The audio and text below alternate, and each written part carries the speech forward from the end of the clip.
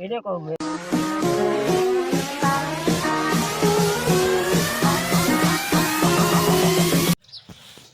तकरीबन हिकिड़ी थैली टमाटे जी 8 किलो जी तकरीबन 100 या 150 वञे पई इहा चवण आहे हिन हारी जी। टमाटा हींअर एक्सपोर्ट कोन थियनि पिया जंहिंजे करे मार्केट टमाटे जी तमामु घटि आहे।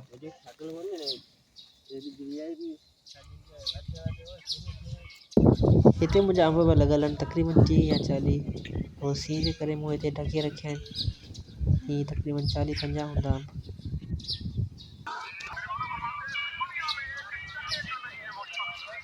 रोसी वाला रोक वाला उसी केड़ा है ना मोर उसी गाली 4 साल दी ना सो 4 कटे 20 कटे आवे तो आज वधी गई ये जेका हिकु थैली आहे इहा हिकिड़ी 100 में वञे पई। टमाटा सुठा बेहतरीन पर रेट कोन आहे।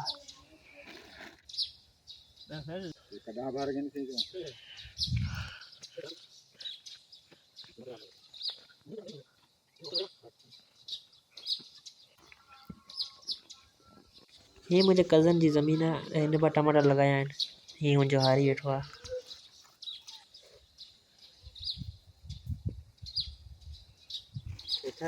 तकरीबन मुंहिंजे कज़न जी टोटली टमाटर जी थैलियूं थियूं आहिनि 40।